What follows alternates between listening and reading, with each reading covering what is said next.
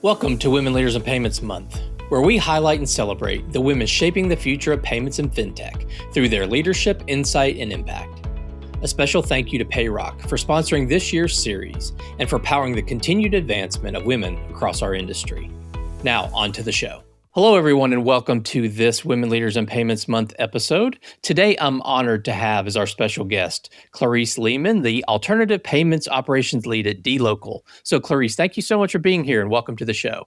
Thank you so much for having me, Greg. It's really nice to be here. So let's start with a little bit of an icebreaker. If you could instantly become an expert in one non-work related skill or hobby, what would it be and why? I would have to say, I think, honestly, speed reading with total recall.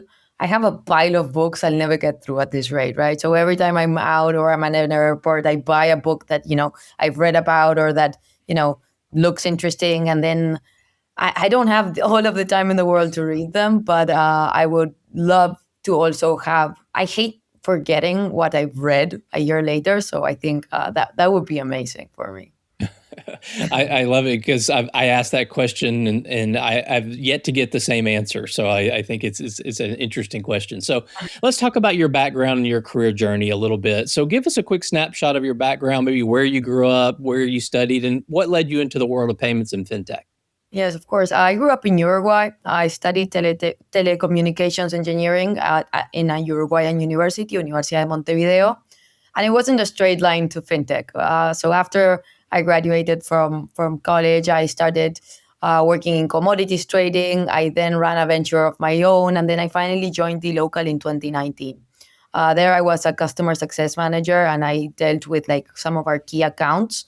I was there for about a year and a half, and then I left for 4 years because I went to Boston for my MBA at MIT. And then I moved to New York, where I did 2 years at BCG.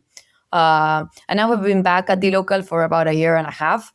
What hooked me into the fintech and the payments world wasn't just dLocal and the company, which I love, and the people which I love working with, but it's actually the problem that we are trying to solve. Access to the global economy for the emerging world. I am quite passionate about it, and I love being able to see the impact that we are doing with the work that we are doing on our daily basis. So I think that's a problem worth spending a career on. Okay. Well, was there a person or an opportunity or maybe even an unexpected moment that helped you shape the direction of your career? Yes, for sure, for sure. It's actually pretty funny. I went to a dinner party in Punta del Este, which is a beach town in Uruguay, the summer before I was going to go to my MBA. So I had already signed up for Columbia and New York. I had already paid my down fee, and I met Mauricio Levitin, who is a Uruguayan. He had gone to MIT and he was very, very big in the business world. And he was like, "Why aren't you going to MIT?" And I was like, "Yeah, I don't think, I'm not. I think it's kind of nerdy. I just rather live in New York." Yeah, it's true. And he was like, "No, no way." So he called up the head of admissions and he told him about me. And the guy said, "Have her apply." And he was pushy. So I had just met him and he texted me every day for about a week until I did. And when I got accepted, Mauricio had sadly passed away by then. But his influence in just a few hours sitting together at dinner, they shaped my life and my career. So I will be eternally grateful for him. Oh, that's a great story. So tell us about your role today at dLocal and what part of your work are you most excited about right now? Amazing. Yes. So as I said, I've been back at dLocal for about a year and a half. Today I lead our strategy and operations team for alternative payment methods. Within my team, we have APMs, so everything, instant payments, wallets, cash, everything basically that's not card payments. Then we have our buy now, pay later vertical, which is one of our strategic bets. We have the card present vertical, which is also one of the key projects that we are building as a lever for growth. And then crypto operations. I think what excites me most is there's something really energizing about building out sort of all of the strategic thoughts that I've picked out outside the company during the 4 years while I was away, right? It feels like a moment where the MBA and the consulting pattern recognition and strategic layouting is actually paying off in a concrete way. You go from a market or an opportunity being aligned on a strategic slide to an actual license and an actual operating business. So it's very exciting that at dLocal we get to build a lot, right? We are a big company. We are Nasdaq listed, but we are still very hands-on in everything that we do. And that I think is the most exciting part of my work, that we actually get to see the impact that our work is doing across emerging markets. Okay. Well, let's pivot a little bit and talk about leadership and perspective. So, this year's theme is the future is human. So, when you hear that phrase, what does it mean to you as a leader in payments? So I think it brings me back to what pulled me into this in the first place. I mean, it's access to the global economy for the emerging world. And there is people behind everything that we do, right? It's easy to talk about it as an abstraction, but it's actually a very human problem. It's a merchant somewhere who's never be able to accept a payment method that is culturally accepted in a country, or it's a person who was not being able to participate in the global economy to consume global goods and services because their ways of payment were not accepted by the big merchants of the world. So I think the technology behind that, real time, embedded, increasingly AI driven, is what makes it possible at scale. But there's a human being that is being impacted, and there's also somebody that that is making the decision of whether this specific merchant in this specific market gets to participate, right? So it still takes people who care about the outcome to point it at the right problem. So I think even though we are seeing an increase in AI and in computers in our daily lives, when it comes to payments, it's still a very, very human problem. And we still need a very human touch to understand, especially in emerging markets, what makes sense.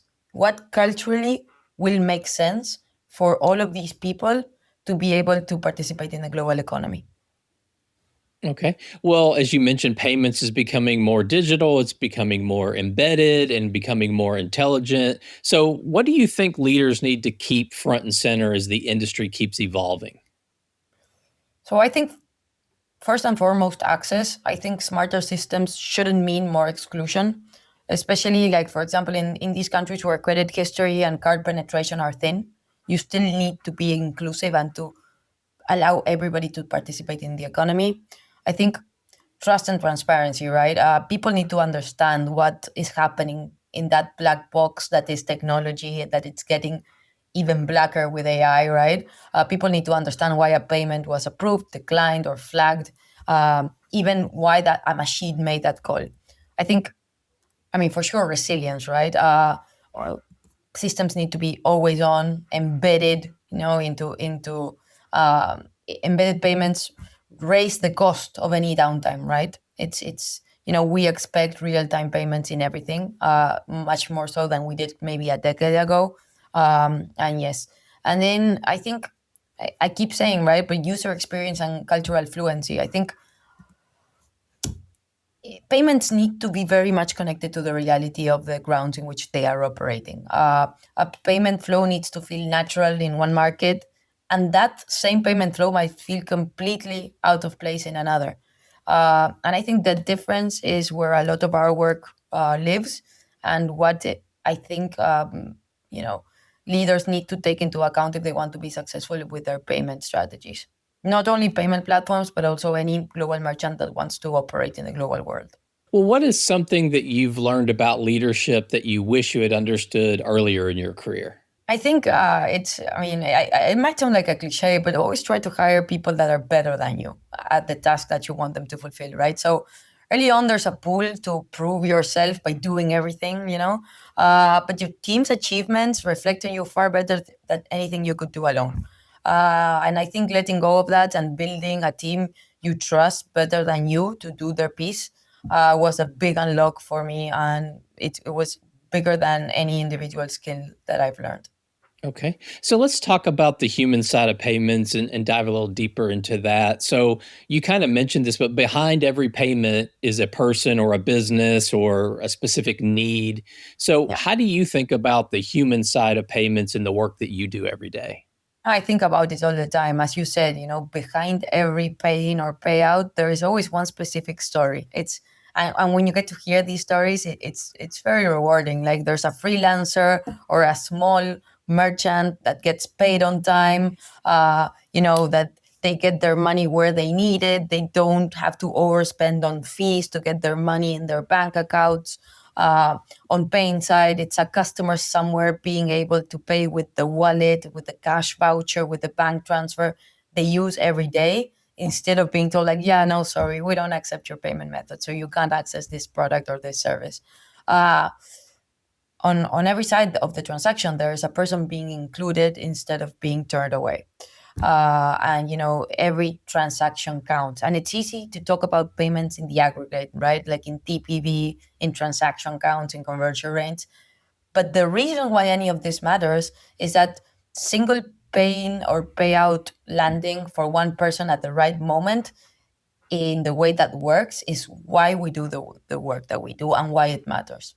Okay, well, you mentioned the word trust earlier, so let's talk about that a little bit. It's such a critical part of payments and Yeah. fintech. So, how do you think companies can build and maintain trust as the industry becomes more automated and technology driven? Yeah, I think first of all, it's transparency. As I've said before, people need to understand how a decision, especially like a fraud or risk decision, got made. We don't like looking into black boxes that make decisions for us, and we have no control or no way of understanding why the decision was made. I think in payments in particular, I mean, it's consistency, right? The experience needs to hold up the same way across markets and payment methods. Uh, you can't have differing experiences. And that's part of the real hard work that we as dLocal do. We are faced with markets that have different infrastructures, that have different levels of technology. We need to abstract users and merchants from those differences. And we need to build, and we work very hard to build a platform that works the same, that is consistent, and that is in all good across all the different markets, independent on the status of the infrastructure below. So we build on top to make sure that the level stays consistent. And then I think I would say also in cross-border payments, when something goes wrong, you need to be accountable. When automation gets something wrong, we need to have a fast human path to fix it. So everything is great with AI, and we love AI, and we are, embedding AI into all of our systems. But it's very important to be also accountable whenever anything goes wrong, and to be able to act fast, and to have humans who understand what's going on and can act on top of that. Yeah, I mean, I hear it all the time. It's like, payments is often like a utility, right? It's going to work 99% of the time, but that 1% of the time when something goes wrong, that's where, a company can really show that transparency and that trust that they've built. Exactly, and it's. I mean, for us, it's also never trying to put errors or whatever like behind or underneath a rug. We are always very transparent with what's going on, but more than transparent, we are always very active in finding a solution. That's I think, and that's what something I really like about the local. Everybody takes it to heart, and it doesn't matter like what area or what team you're in. If there's a problem, everybody sort of goes into it and gives their whatever they can to solve it as fast as possible, and that is human. Yeah, yeah. AI will never have that empathy and that, for Uh, the customer, that kind of stuff. So what is one trend or maybe change in payments that you believe will have the biggest impact on people or businesses over the next few years?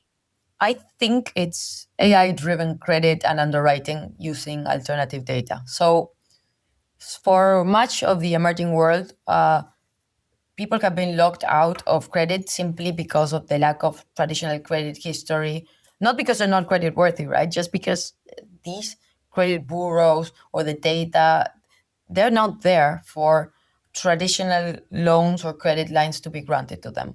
But the more we use AI on transactional and payment data, we can extend credit access to people and small businesses that were previously invisible to lenders. And I think this is a very, very big shift, right?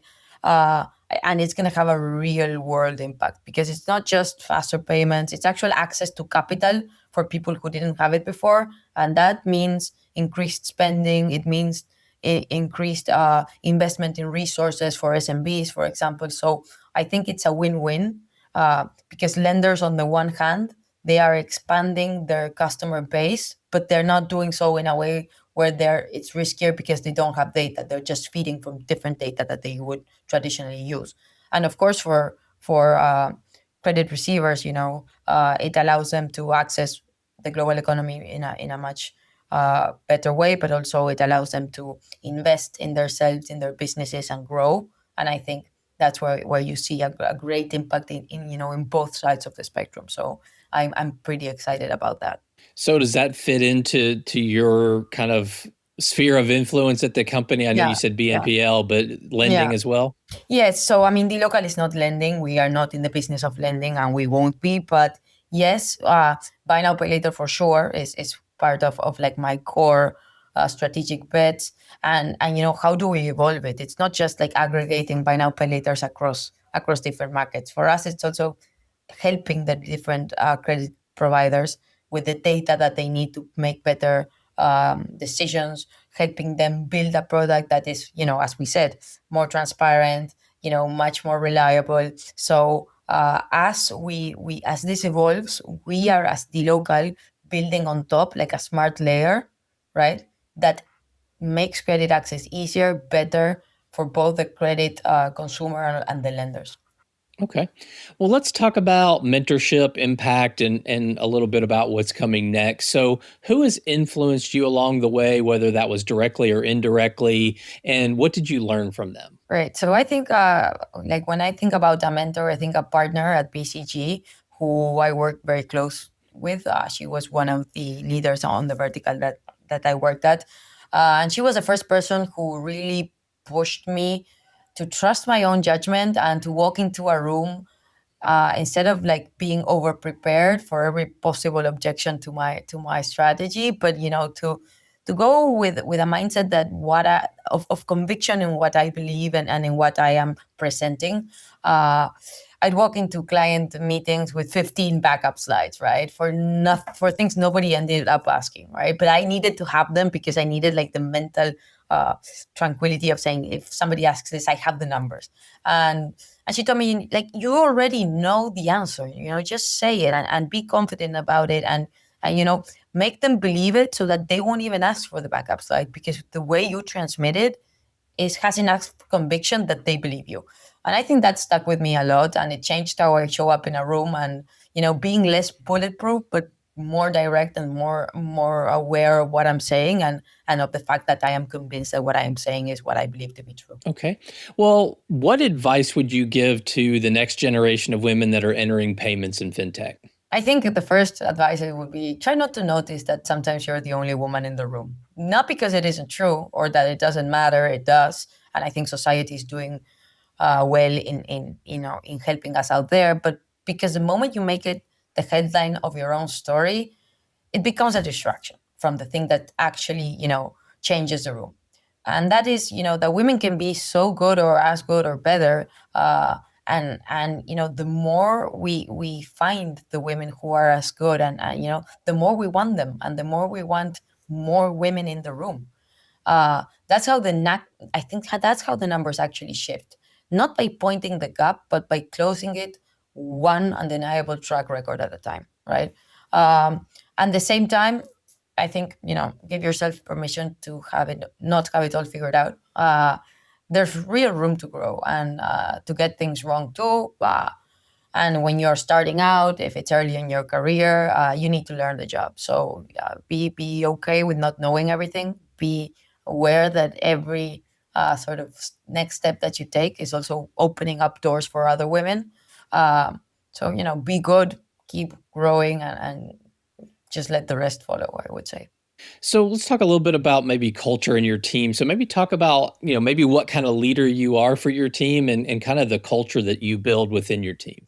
So I really like to build a culture of trust and of, I am, I would say I'm definitely not a micromanager. I trust my team enough to give them guidance and orient them and then just let them do their job. I don't like it when I feel like I'm interrupting them by asking them questions, because I trust them enough that I know that they will ask the questions that they need to ask if they are stuck somehow. and also that whenever there's an update, it will give it to me. So it's something I learned from consulting, which I really like. Maybe it doesn't show that I'm not a micromanager, but it really is. Is we do like very very brief daily check-ins, right? Where we just say like, okay, what are the priorities for today? Has something shifted from where we closed that last night? Is there something you need me to help you out? Something that you have thought about that you don't know how to do? It's 15 minutes, right? But it's in those 15 minutes that we sort of set the day off, and we sort of do a very little brainstorming of, okay, what are we going to accomplish today, this week, maybe this month. So I like to have a lot of close touch, but not micromanage. That's sort of like my way. And as I said, like I've learned that the more you can empower your team and the more that you can give them visibility, I something that I've also learned during this past year is how much people sometimes need visibility of stuff that you sometimes something has been explained to you and then you just pass an order down, but it's so important to give them a rationale behind what you're asking for, because it gives them another drive and it gives them another understanding of how their their tasks fit into our global strategy. And I think that's super super interesting. Okay. Well, let's wrap up the show with kind of one final fun question. So, what is one app or podcast or book, TV show, hobby, or maybe favorite way you unwind that gives us a glimpse into who you are outside of work?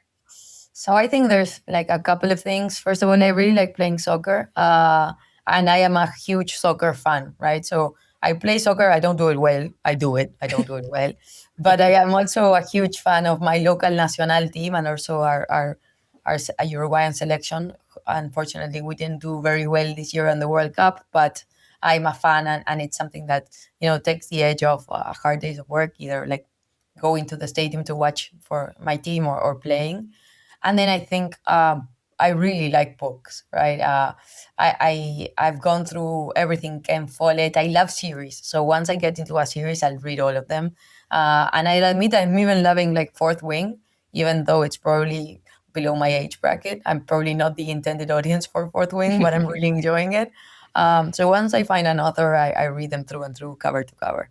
And then I also love, of course, spending time with friends and family. Like I make it a point of, especially during the weekends, doing as much social interaction as possible. I think that's what sort of keeps me going throughout the weeks. And yeah. Thank you so much for being on the show today. I think that was a great way to wrap up the show. So, I know your time's very valuable. So, again, thank you so much for being here, and I really appreciate it. It was a pleasure, Greg. Thank you so much for having me. And I hope this serves for every woman who is thinking about fintech and payments as an opening door, I would say, because we really need more women here. So Okay, great. So, thank you so much. And to all you listeners out there, I thank you for your time as well. And until the next story.